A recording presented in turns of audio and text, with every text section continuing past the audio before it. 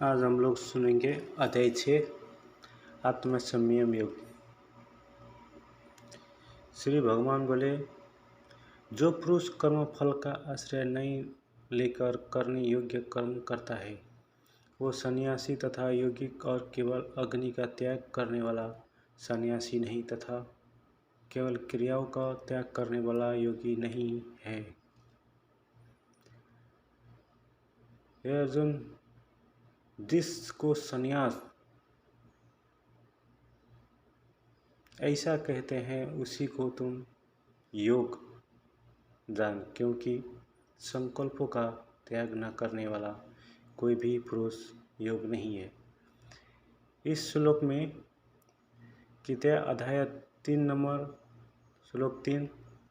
और 3 में इसका टिप्पणी दिया है। इसको ध्यान से भी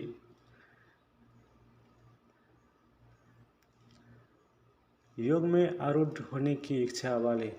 मननशील पुरुष के लिए योग की प्राप्ति में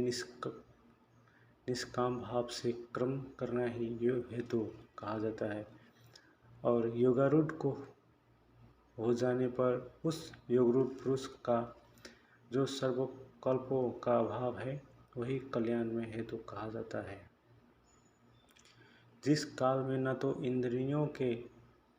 भोगों में और न कर्मों के ही आसक्त होता है, उस काल में सर्व संकल्पों का त्यागी पुरुष योगरूढ़ कहा जाता है। अपने द्वार अपना संसार समुद्र से उद्धार करने और अपने को अधोगति में डाले, क्योंकि यह मनुष्य आप ही तो अपना मित्र है और आप ही अपना शत्रु है। जिस जीवात्मा द्वारा मन और इंद्रियों सहित शरीर जीता हुआ है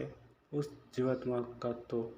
वो आप ही मित्र है, और जिसके द्वारा मन तथा इंद्रियों सहित शरीर नहीं जीता गया उसके लिए वही आप शत्रु है, सदृश शत्रुता में बरतता है। सर्दी गर्मी और सुख दुख में तथा मान और अपमान में जिसके अंतःकरण की वृत्तियाँ भली भांति शांत है, ऐसे स्वाधीन आत्मा वाले पुरुष के ज्ञान में सच्चिदानंद घन परमात्मा स्वयं प्रकार से स्थिति है, अर्थात उसके ज्ञान में परमात्मा के सिवा अन्य कुछ नहीं है। जिसका अंतःकरण ज्ञान विज्ञान से तृप्त है, जिसकी स्थिति विकार सहित है, जिसकी इंद्रियां भली भांति जीती हुई है और जिसके लिए मिट्टी पत्थर और सुवर्ण समान है, वो योगी युक्त अर्थात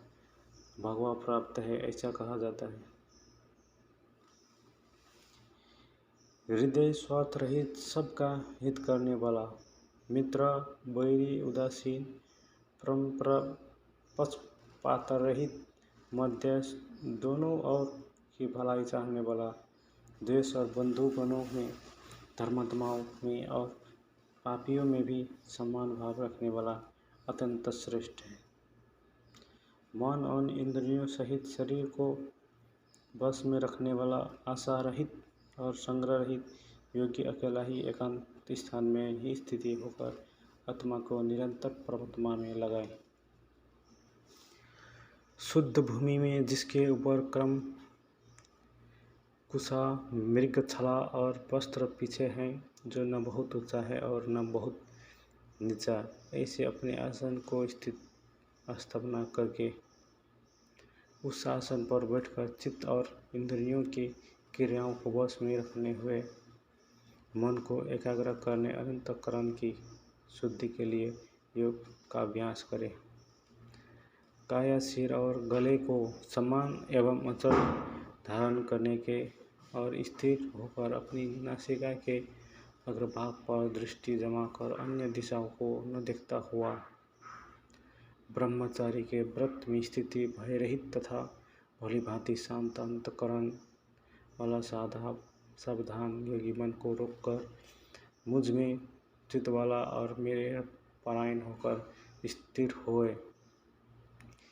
बस में किए हुए मानव वाला योगी इस प्रकार आत्मा को निरंतर मुझ परमेश्वर के स्वरूप में लगाता हुआ मुझ में रहने वाली परमानंद की पराकाष्ठ शांति को प्राप्त होता है। हे अर्जुन, ये योग्य न तो बहुत खाने वाला है का, न बिल्कुल न खाने वाले का, न बहुत भक्षण करने को स्वभाव वाले और न सदा जागने वाले का ही सिद्ध होती है। दुखों का नाश करने वाला योग तो यथा योग आहार विहार करने वाले का, कर्मों में यथा योग्य चेष्टा करने वाले का और यथा योग सोने तथा जागने वाले का ही सिद्ध होता है। अत्यंत वश में किया हुआ चित्त जिस काल में परमात्मा में ही भली भांति स्थिति हो जाता है, उस काल में संपूर्ण भागों से स्मृति रहित पुरुष योग रुक्त ऐसा है कहा जाता है। जिस प्रकार वायु रहित स्थान में स्थिति दीपक चलायमान नहीं होता, वैसे ही उपमा परमात्मा के ध्यान में लगे हुए योगी के जीते हुए चित्त कही गई है। योग के अभ्यास से निरुद्ध चित्त जिस अवस्था में उपराम हो जाता है और जिस अवस्था में परमात्मा के ध्यान से शुद्ध हुई सूक्ष्म बुद्धि द्वारा परमात्मा को साक्षात करता हुआ सच्चिदानंद घन परमात्मा में ही संतुष्ट रहता है। इंद्रियों से अतीत केवल शुद्ध हुई सूक्ष्म बुद्धि द्वारा ग्रहण करने योग्य जो अनंत आनंद है, उसको जिस अवस्था में अनुभव करता है और जिस अवस्था में स्थिति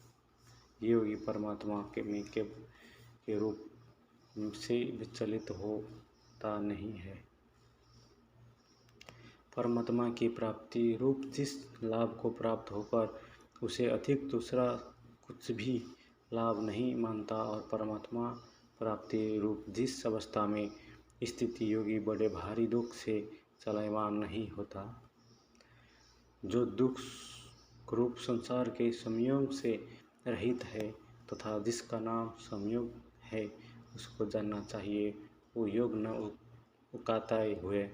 अर्थात धैर्य और उत्साहयुक्त चित्त से निश्चयपूर्वक करना कर्तव्य है। संकल्प से उत्पन्न होने वाली संपूर्ण कामनाओं को विशेष रूप से त्याग कर और मन द्वारा इंद्रियों के समुदाय को सभी ओर से भली भांति रोक कर क्रम से क्रम अभ्यास करता हुआ उपयुक्त प्राप्त को तथा धैर्ययुक्त बुद्धि द्वारा मन को परमात्मा में स्थिति करके परमात्मा के हिसाब सिवा और कुछ भी चिंतन न करे। स्थित न रहने वाला और चंचल मन जिस का शब्द आदि विषय के नियंत्रण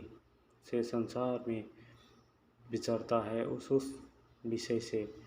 रोककर यानी हटाकर इसे बार बार परमात्मा में ही निरुद्ध करे। क्योंकि जिसका मन भली प्रकार शांत है, जो पाप से रहित है और जिसका रजोगुण शांत हो गया है, इसे इस सच्चिदानंद घन ब्रह्मा के साथ एक ही भाव हुए योगी को उत्तम आनंद प्राप्त होता है। वो पाप रहित योगी इस प्रकार निरंतर आत्मा को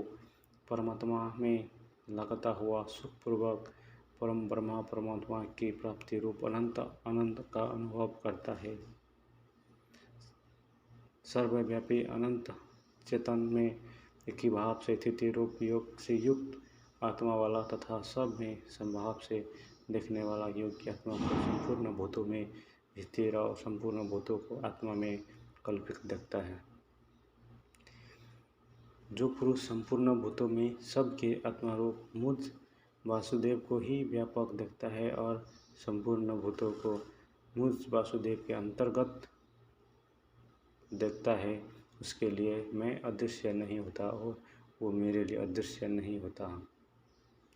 जो पुरुष एक ही भाव में स्थिति होकर संपूर्ण भूतों में आत्मरूप से स्थिति और मुझ सच्चिदानंद घन वासुदेव को भजता है, वो योगी सब प्रकार से बरतता हुआ भी मुझ में ही बरतता है। हे अर्जुन, जो योगी अपनी भांति जैसे मनुष्य अपने मस्तक हाथ पैर और गुदादि के साथ ब्रह्म प्रधान क्षत्रिय शुद्ध और मलेच्छादि को बर्ताव करता हुआ भी उनमें आत्मसंभाव अर्थात अपमान समान होने से सुख और दुख को समान ही दिखता है, वैसे ही सब भूतों में देखना अपनी भांति सम देखना है। संपूर्ण भूतों में सब दिखता है और सुख अथवा दुख को भी सब में सम दिखता है, वो योगी परम श्रेष्ठ माना गया है। अर्जुन बोले, हे मधुसूदन, जो ये योग अपने संभाव से कहा है, मन के चंचल होने से मैं